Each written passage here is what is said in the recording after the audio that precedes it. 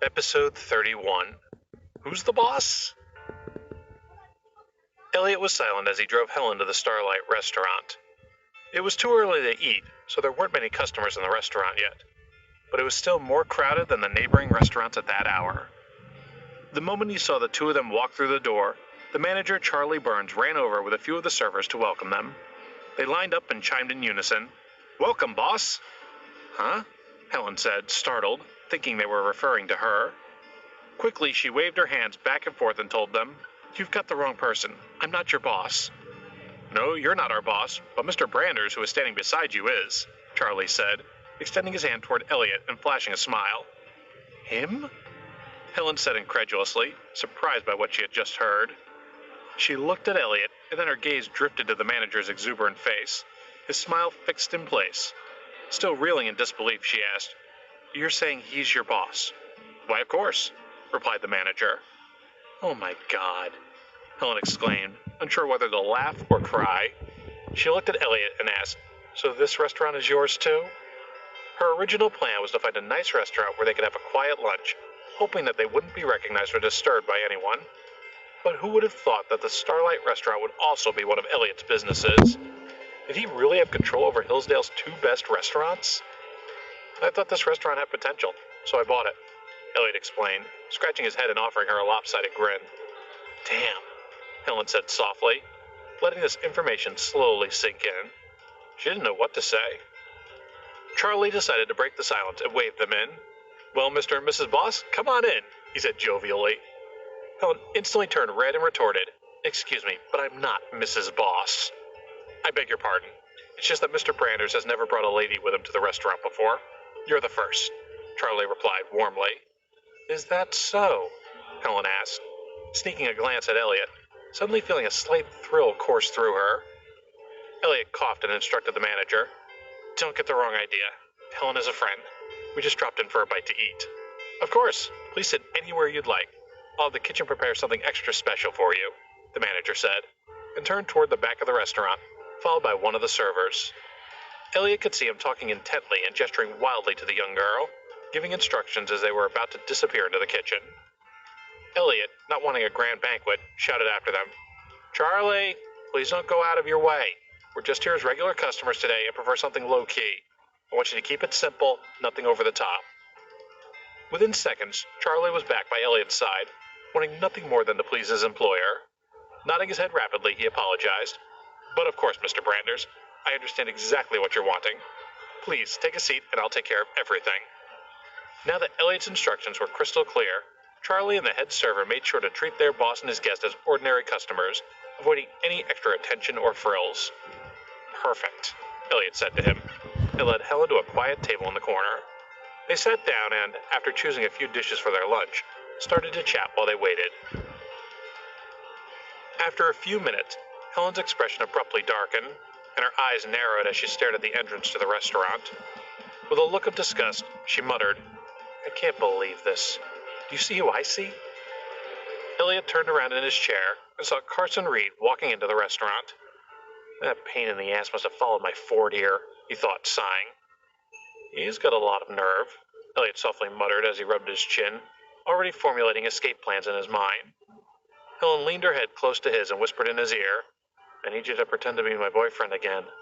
"No problem," Elliot replied, nodding in agreement.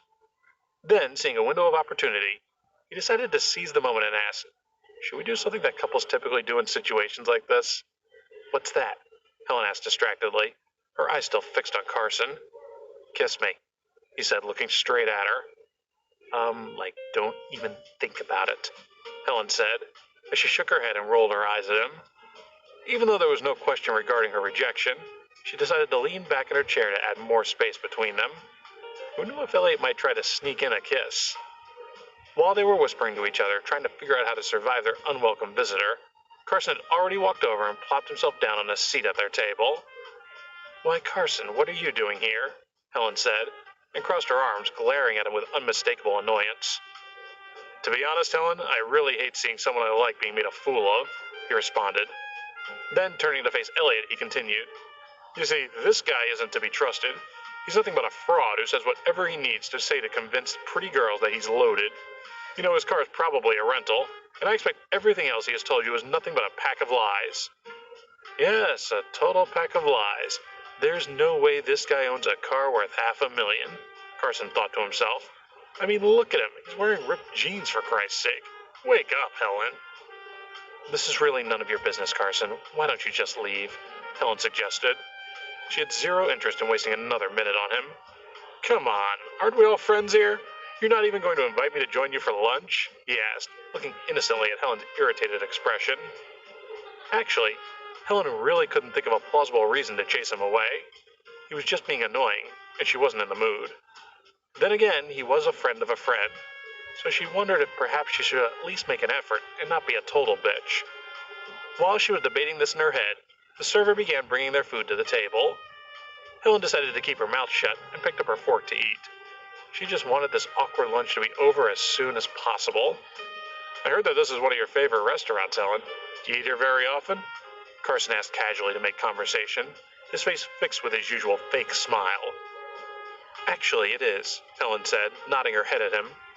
Since it's your favorite, I'd love to make it yours, he declared. Straightening his tie, he raised his head high and announced, I plan to invest in this restaurant. Then he snapped his fingers at the nearest server and said, Excuse me, call the manager over, please. I'd like to speak to him about investing in this restaurant. This restaurant? The server wasn't sure how to respond and looked at Elliot. Seeing no reaction from his employer, he decided it was best to say nothing and trotted off to fetch Charlie. The manager arrived and, with a quick glance at Elliot, said to Carson, Sir, I understand you're interested in becoming an investor here, but I'm sorry to inform you that our restaurant doesn't currently need financial backing. Carson took his wallet from his pocket, withdrew a bank card, and threw it onto the table. His voice rang out loudly as he offered, Here's $5 million. I want 30% of the shares in the restaurant. He was risking everything to impress Helen, hoping to win her over. He also wanted to let Elliot know that he had some powerful cards in his hand as well. Elliot and Helen looked at each other and didn't say anything, unsure how to react to this comedy act they were witnessing. As this is a business matter, I think it would be best for you to speak directly with our boss, Charlie said politely. He couldn't quite figure out the relationship between the man in front of him and his employer, so he thought it best to keep his tone as professional and neutral as possible. Well, what are you waiting for? Go get him, Carson ordered, determined to get this deal through. Although he was about to invest everything he had in the restaurant for the love of Helen, he also considered it to be a smart investment that would yield much more than his current trading company. Are you sure you want to see him? Charlie inquired, and glanced at Elliot again, waiting for some indication, a sign for how to proceed. Yet Elliot remained expressionless and appeared completely indifferent to what was happening. How many times do I have to ask? Carson said. He was losing his patience, and his tone reflected it. There's no need to ask again, Charlie replied. He turned and extended an arm toward Elliot as he announced, This is the owner of Starlight Restaurant. The manager was relieved to finally hand over the reins to his employer and stepped back from the situation at hand. He had started to sweat from the stress of it all. Excuse me? What did you say? Carson said, inclining his head as though he hadn't heard clearly. I said Mr. Branders owns this restaurant, Charlie repeated. He's the boss around here.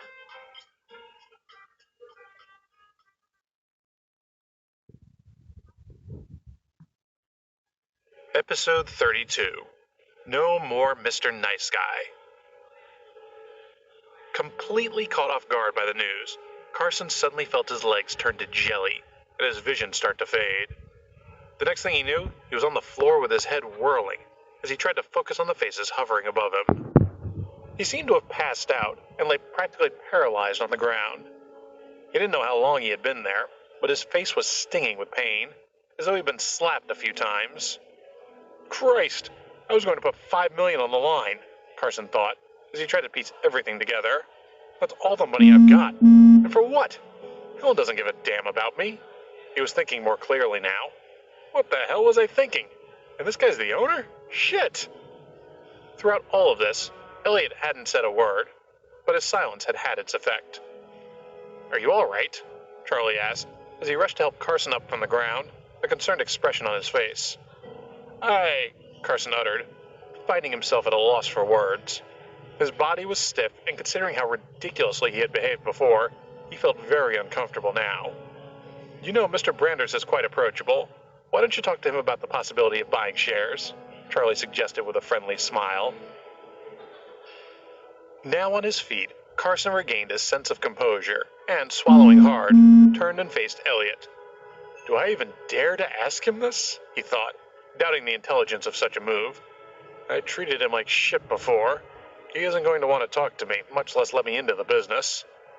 So, Carson, I hear you want to buy shares in my restaurant, Elliot said coldly, looking at him through narrowed eyes. Yes, I want to buy shares, Carson muttered as he clenched his teeth bitterly, furious at the position he had found himself in. Before he could finish, however, he was interrupted by Elliot, who said bluntly, Well, forget about it. First of all, our restaurant isn't in dire straits or in need of any investors to save it. And for the record, we don't deal with people like you. Why you? Carson struggled to get the words out. He was so angry that the corner of his mouth trembled, but he didn't know how to respond, knowing he was on the losing side of this conversation. Suddenly, Elliot was the one in the power position, while he felt like he was struggling to climb up a mountain. I think it's time that you leave now, Elliot said, as he leaned his body against the back of his chair. And in the future, I recommend you stay away from Helen. Otherwise, he warned menacingly, his voice trailing off. For dramatic effect, Elliot threw the cup in his hand onto the ground. The resounding crash and sound of glass flying caused Carson to shrink back with a start as his chest seized with anxiety. He raised his head slowly and glanced at Elliot with wide eyes, recognizing it was time to leave. His shoulders drooping, he turned around and left with his bank card in hand, defeat marking every step. Carson having finally gone, the tense atmosphere changed, and everyone gradually relaxed. Thank you, Helen said to Elliot, her eyes dancing as she revealed a small smile. Well, after all that, I imagine Carson won't be bothering me anymore. Hopefully he's smart enough to stay away and doesn't force me to take action, Elliot said, although he wasn't overly concerned about it, nor had he given it a second thought. Well, I think I'm ready to get out of here. Let's go. Helen pushed her plate away and looked over to where Charlie was standing. I'll pay. How much is it? She asked the manager. How much is it? Charlie repeated, and turned his head to give Elliot an inquiring look. In his eyes, if the boss brought a woman to his restaurant for dinner, it was covered by him, and not the other way around. But that wasn't his call to make, so he patiently waited for a response. Then he checked himself. Hadn't Elliot asked that they be treated as regular customers? Charlie began to sweat again. He hated when he was in doubt. Do you really need an answer from me? You don't actually expect her to pay the bill, do you? Elliot said, glaring at Charlie. Why, of course not, Charlie replied quickly, letting out a nervous laugh. Having such an atypical employer really threw him for a loop, and he knew he had to stay on his toes with this one. Charlie was so skittish in front of Elliot that Helen couldn't help but laugh. Just then, another server appeared at their table with dessert and announced, We thought you might like to try the chef's latest sweet creation, Lover's Delight. Nice, Elliot responded, licking his lips. He smiled and said to Helen, There's always room for dessert. Let's share it, and then we'll go. Lover's Delight? Are you serious? You eat it. I'm out of here, Helen said, throwing a look of disgust at the plate. She pushed back her chair, stood up, and grabbed her jacket. What the hell? Elliot wondered. It's a plate for couples to share, so what? Some people are so damn sensitive, he thought, as he saw her heading for the door. I guess we'll have to try it another time, Elliot said to the server, and got up from his chair. Go on and enjoy it. It would be a shame to let it go to waste, he instructed Charlie and the server, before running to catch up to Helen. The two left the restaurant and returned to Quinn's traffic school for more driving practice. Their instructor was a young man in his 30s named Sam Quinn. He was known for being really strict with the male students and overly friendly with the female students. In particular, Sam paid special attention to Helen and gave her extra driving hours to practice. It wasn't long before Elliot got annoyed by this. He had also gotten tired of watching Sam look at Helen like a wolf about to devour a lamb, his eyes wandering all over her body. His shameless attraction was so obvious, it was pathetic. But he seemed harmless enough. Sleazy as hell, but harmless. So at first, it wasn't a problem. However, over time, Sam had become bolder and bolder, until one day, when Helen wasn't paying attention, he reached out his hand to cop a feel. Elliot happened to be right there, and smacked Sam's hand away, yelling, Hey, hands off! You do realize she's one of your students, don't you? Mind your own business, Sam replied, pulling his hand free. Don't touch me again. Even though he'd been caught in the act, he didn't give a damn. Not only that, but he was actually threatening Elliot. His anger ignited. Elliot reacted instantly and swung his fist, which landed squarely in his instructor's face. "No more. This has gone on long enough," he said, his voice trembling. He had stood by and watched this dirtbag lurking around the girls in class, eyeing them up, but he hadn't done a damn thing. Enough was enough. Elliot had reached his limit and wasn't just angry. He was pissed off. "You think you can hit me, you," Sam began to say. But before he could finish his sentence, Elliot's fist connected with his face once again, and he screamed out in pain. "I'm not finished with you yet," Elliot said through clenched teeth, as he rushed forward, throwing a few more wild punches at him. Adrenaline surged through him, and he couldn't stop himself. Soon, Sam's piercing screams could be heard as Elliot continued to beat him to a pulp. He bared his teeth and grunted out fiercely between breaths. "My uncle's a principal. He's going to find out about this. He'll be sorry." By now, many students had gathered around to see what the commotion was all about. "Holy shit," they thought, as their eyes took in the bloody scene. They had never seen this kind of altercation between a student and an instructor, and definitely not one this brutal. But when they saw who was being thrashed, the students felt relieved and satisfied to see Sam on the receiving end for once. The female students were especially gratified, having endured his constant advances and harassment throughout the course. It had been hard to talk about, with Sam being a figure of authority and related to the school principal, and often it seemed easier to simply remain silent. Get your driver's license and getting out was the general thought. Helen was stunned. She couldn't believe that Elliot had pummeled and pounded the instructor because of her. She had had tons of guys treat her to dinners, send her flowers, and buy her presents, but Elliot was the first guy to literally fight for her. While it had been hard to watch the violence that just ensued, she had to admit she was slightly moved by it too. The news of the fight soon spread like wildfire throughout the driving school. Principal Peter Quinn rushed over as soon as he heard and shouted, "Stop this right now!" Emerging from his blinding rage, Elliot paused then and saw that Sam was pretty battered. He knew he had to stop. Wincing in pain, Sam crawled over to his uncle and threw himself into his arms, crying out as he gulped for air, "Uncle Pete, he attacked me! You can't let him get away with this!" "Oh my God, Sam, what's going on here?" Peter asked him with alarm, as his eyes ran over his nephew's pulverized and swollen face.